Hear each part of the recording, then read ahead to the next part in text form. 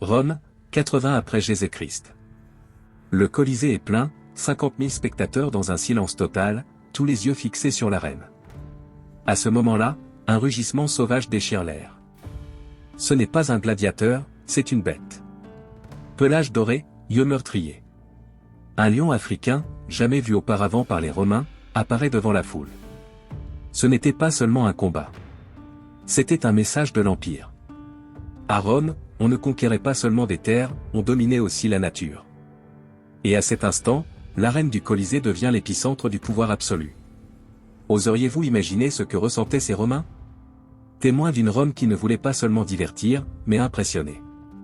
Et elle le faisait à travers des créatures sauvages arrachées des coins les plus éloignés du monde, amenées pour mourir, pour faire rugir l'Empire encore plus fort. Mais ce n'est que le début. Si ce que vous avez vu jusqu'à présent vous semble sauvage, attendez de découvrir l'animal numéro 6, un animal tellement imprévisible que même les Romains ne savaient pas s'il allait tuer ou faire rire.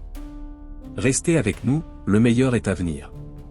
Et n'oubliez pas de vous abonner, car sur cette chaîne, nous racontons l'histoire inconfortablement épique que les documentaires n'osent pas montrer.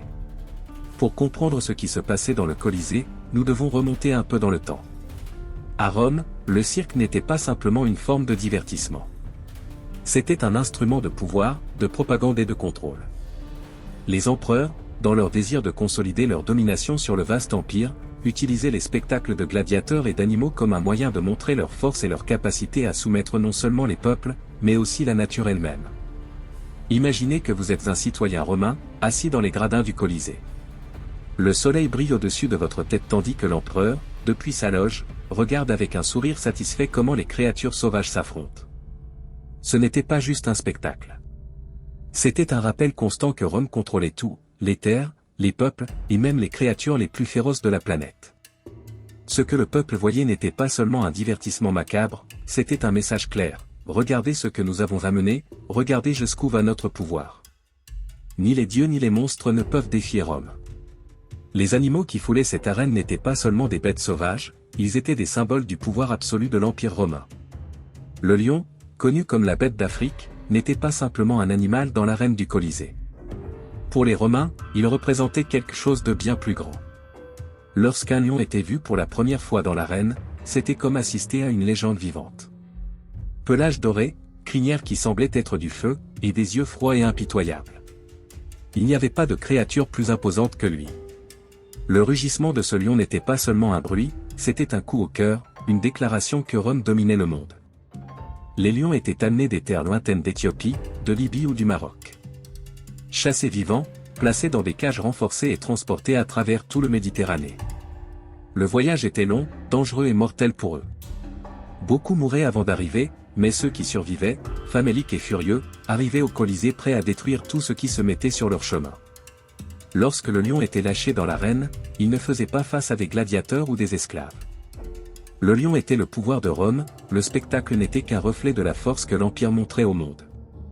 Voir un lion attaquer n'était pas de la barbarie. Non, à Rome, c'était la civilisation, c'était le pouvoir absolu d'un empire qui dominait la nature. Mais si le lion était le roi, les éléphants étaient de véritables titans. Imaginez ce que ressentaient les Romains en voyant l'une de ces créatures gigantesques entrer dans l'arène. Ce n'étaient pas seulement des animaux.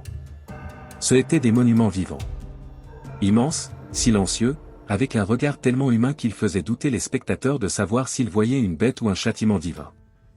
Les éléphants étaient amenés des jungles d'Afrique centrale ou même de l'Inde, parcourant des milliers de kilomètres par mer et par terre. Le voyage n'était pas seulement long, mais suicidaire pour toute créature de leur taille. Certains ne survivaient pas au voyage, mais ceux qui y arrivaient étaient accueillis comme des monstres venus d'un autre monde. Dans le Colisée, les éléphants n'étaient pas traités avec vénération, mais avec une humiliation cruelle.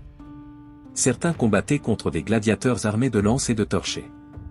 D'autres étaient forcés de se battre entre eux, tandis que le public les observait frénétiquement. Dans les pires cas, ils étaient utilisés pour des exécutions publiques, où, avec leurs trompes puissantes, ils soulevaient les prisonniers et les écrasaient lentement, tandis que la foule applaudissait à chaque craquement. Rome ne voyait pas ces colosses comme une merveille de la nature. Elle les voyait comme un outil, un moyen de montrer son pouvoir, son contrôle absolu sur tout, même sur les créatures les plus majestueuses.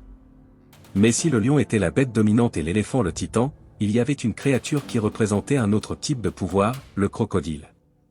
Cet animal, qui ne rugissait ni ne faisait de bruit, suffisait de le voir glisser sur le sable pour que le public ressente un frisson parcourir leur échine. C'était la peur pure, la nature sauvage dans sa forme la plus terrifiante. Les crocodiles arrivaient des eaux du Nil, capturés par des esclaves experts qui risquaient leur vie pour les attraper. Ce n'étaient pas des animaux faciles à maîtriser. Un seul mouvement de leur mâchoire pouvait vous arracher une jambe, c'est pourquoi les Romains les traitaient avec une prudence extrême. Ils les enfermaient dans des caisses en bois avec de l'argile et de l'eau stagnante, supportant de longs et pestilentiels voyages en mer. Une fois arrivés au Colisée, ils les relâchaient sur la Seine, parfois dans des lagunes artificielles recréant le delta du Nil, et d'autres fois dans des simulations de bataille navale. Les crocodiles, incontrôlables, se faufilaient entre des esclaves désarmés ou se battaient dans l'eau, causant une violence imparable. Personne ne savait s'ils allaient attaquer les humains, d'autres animaux, ou simplement semer le chaos. Ce qui fascinait les Romains chez les crocodiles n'était pas seulement leur capacité à tuer, mais leur nature imprévisible. Pour les Romains, c'était un exemple de ce que l'Empire pouvait apporter, non seulement des monstres, mais des créatures qui défiaient toute tentative de contrôle. Parmi toutes les créatures sauvages qui foulaient le sable du Colisée, il y en avait une qui défiait toute logique, l'hippopotame. Avec son corps massif et son visage sympathique, il semblait une blague de la nature, mais ne vous y trompez pas. Cette créature était un démon déguisé en sac de viande, capable de détruire un char d'un simple mouvement de mâchoire. Les Romains, qui étaient surpris de voir des animaux aussi imposants, ne savaient pas comment réagir en voyant un hippopotame. Certains riaient de son apparence, mais ils apprenaient vite que son mauvais caractère était plus létal que n'importe quelle beauté dans l'arène. Il les amenait du Nil bleu, et le processus de capture était si risqué que de nombreux esclaves n'en survivaient pas. Capturer un hippopotame n'était pas seulement une question de force, mais de patience et de stratégie. Dans le Colisée, l'hippopotame était libéré pour affronter des gladiateurs ou même d'autres animaux. Son comportement imprévisible rendait le spectacle complètement chaotique. Parfois, il attaquait ses opposants, d'autres fois il chargeait vers les gradins, poursuivant les Romains aussi loin que possible. Le public ne savait pas s'il devait rire, crier ou simplement se cacher. La brutalité de sa nature était le spectacle attendu à Rome. Voir un hippopotame détruire tout sur son passage n'était pas seulement une démonstration de pouvoir, mais de contrôle absolu. Et à Rome, rien ne montrait plus de pouvoir qu'une bête qui ne suivait pas les règles. Si l'hippopotame défiait les attentes, les girafes et les rhinocéros étaient des créatures qui laissaient le public totalement perplexe.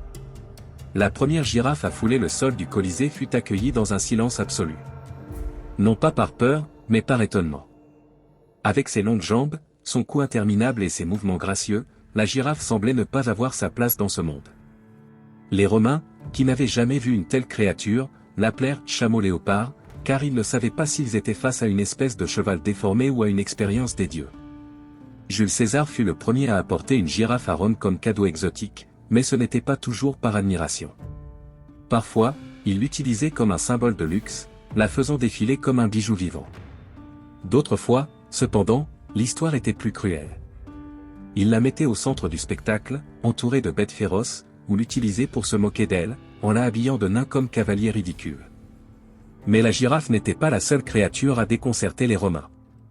Le rhinocéros, avec sa peau épaisse et impénétrable, était craint de tous. Les Romains pensaient que sa peau était si solide que même les flèches ne pouvaient la traverser. Certains le considéraient comme une bête sacrée, envoyée par les dieux du désert. Mais dans l'arène, cet animal n'était pas un dieu, mais une machine de destruction. Apporté d'Inde ou d'Afrique subsaharienne, son voyage était mortel. Mais une fois à Rome, sa puissance était indiscutable.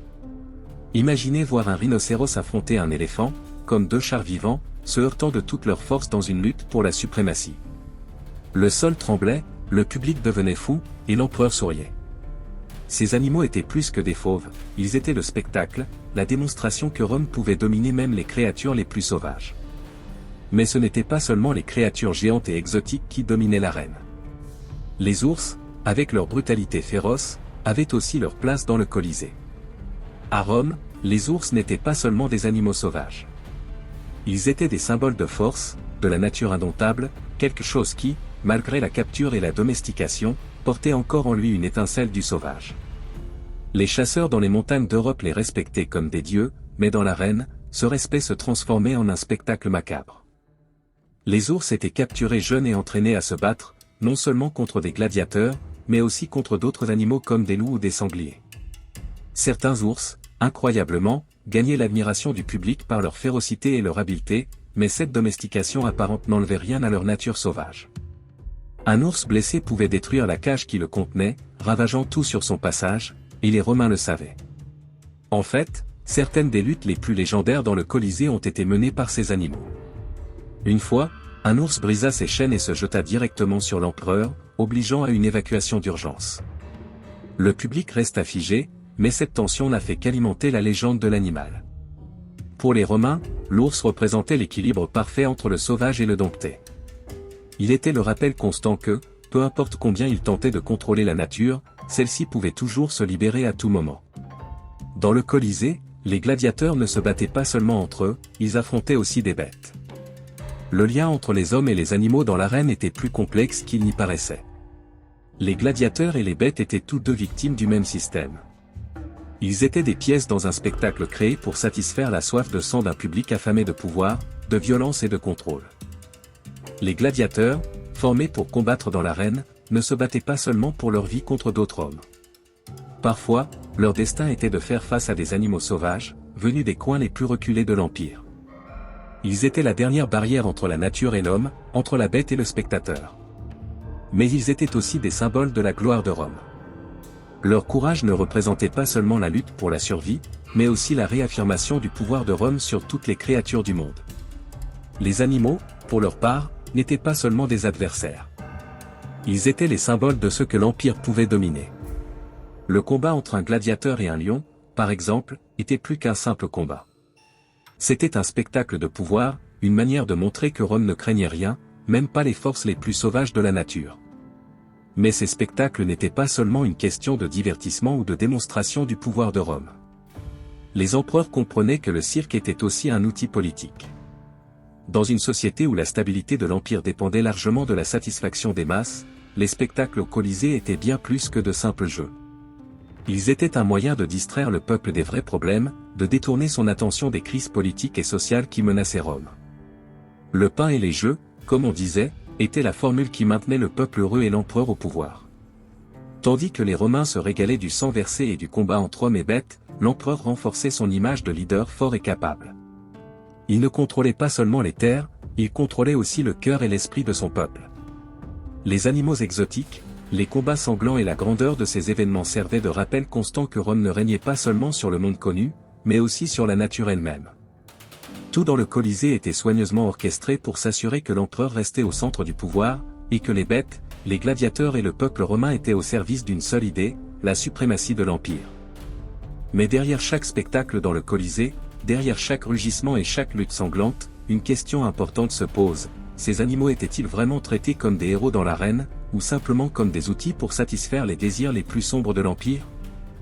Les Romains, dans leur désir de démontrer leur pouvoir sur la nature, ne s'arrêtaient devant rien. Capturer ces bêtes sauvages, les transporter dans des conditions inhumaines et les jeter dans l'arène pour qu'elles se battent jusqu'à la mort n'était pas seulement un divertissement, c'était une démonstration de contrôle absolu. Les animaux étaient forcés de se battre, beaucoup mouraient avant d'arriver, et ceux qui survivaient le faisaient à peine avec suffisamment de force pour faire partie d'un spectacle de violence. Ce qui est le plus choquant, c'est que pour de nombreux spectateurs, voir la souffrance de ces animaux n'était pas seulement une partie du spectacle, mais une preuve de la grandeur de Rome.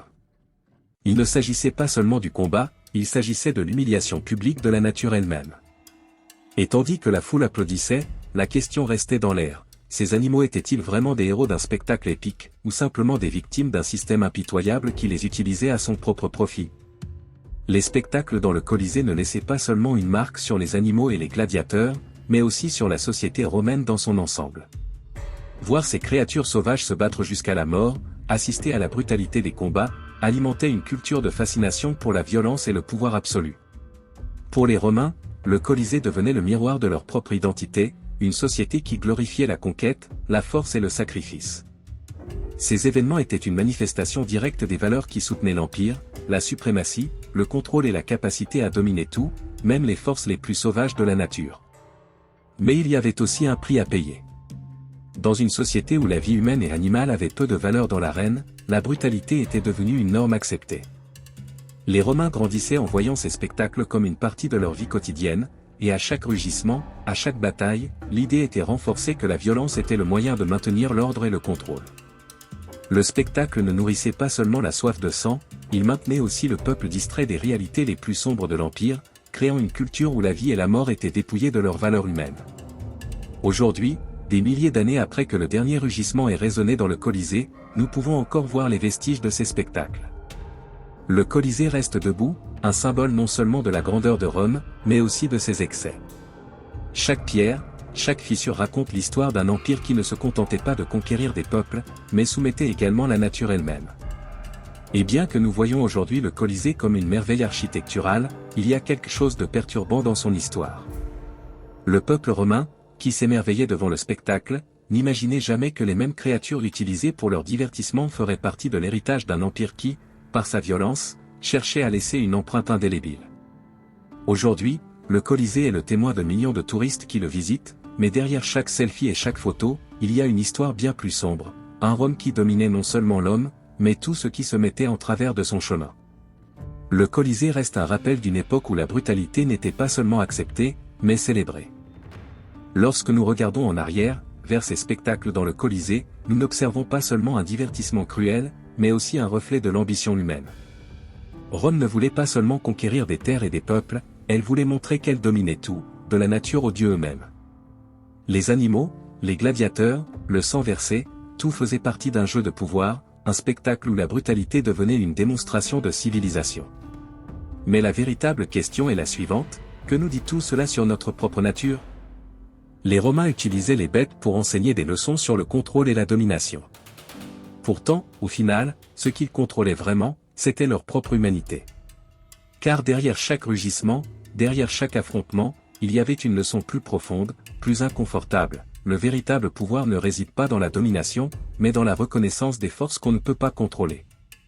Rome a pu conquérir le monde, mais elle n'a pas pu contrôler ce qui compte vraiment. Et peut-être que c'est la plus grande leçon que nous a laissé le Colisée. Peu importe la grandeur ou la férocité de l'Empire, à la fin, ce qui perdure n'est pas le pouvoir, mais l'humanité qui se cache derrière. Que penses-tu de ces spectacles ? Crois-tu que les Romains contrôlaient vraiment la nature, ou se contentaient-ils de l'utiliser pour leur propre divertissement ? Laisse-nous ton avis dans les commentaires et partage cette vidéo si tu veux en savoir plus sur la Rome antique. Si ce fait t'a surpris, n'oublie pas de t'abonner, car sur cette chaîne, nous déterrons les histoires les plus épiques, celles que tu n'oserais pas croire. À bientôt dans la prochaine vidéo.